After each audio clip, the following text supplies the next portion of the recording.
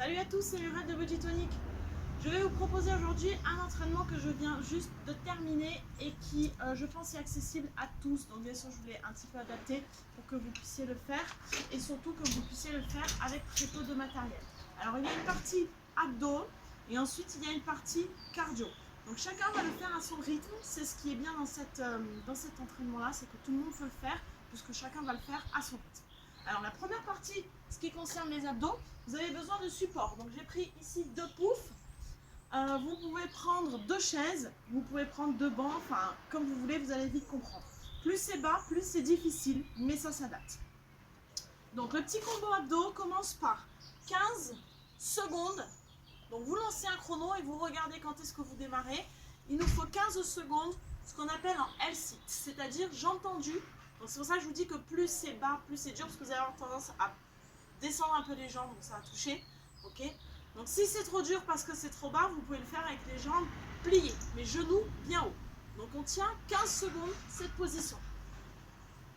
On va à son rythme, tranquillement, on va enchaîner avec 10 kettlebell pieds, on l'a déjà fait. Donc si vous n'avez pas de kettlebell, vous pouvez très bien prendre autre chose, vous accrochez au pied de votre lit, vous accrochez à rien du tout, c'est un petit peu plus difficile, mais ça se fait.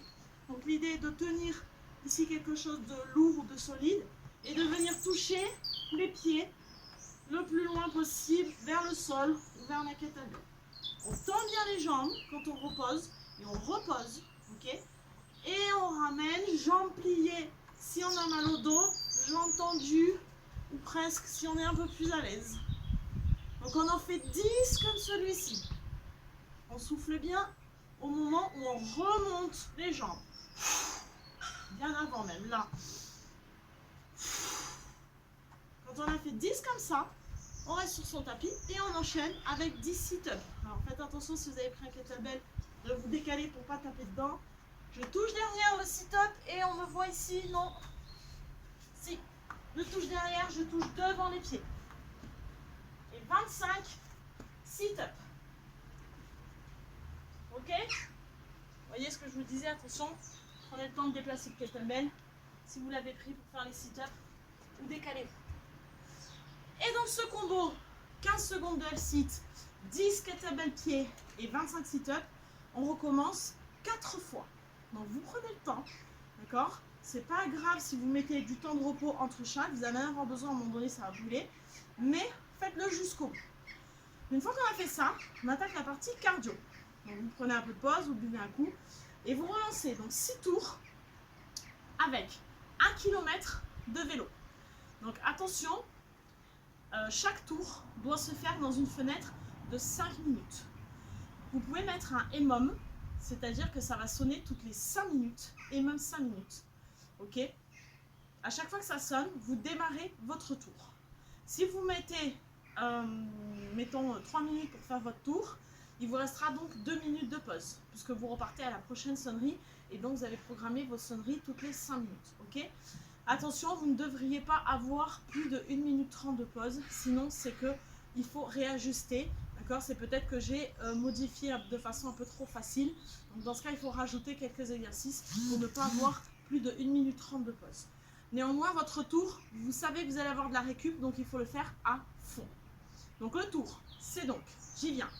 Si vous avez un vélo d'appartement ou un vélo elliptique ou un support un petit peu comme ceci, vous partez pour 1 km, très rapide, suivi de 50 sauts à la corde. Je ne vais pas vous montrer ici parce que de toute façon je n'aurai pas de place, mais vous prenez votre corde à sauter, vous sautez 1, 2, 3, 4, 5, 6, on va jusqu'à 50.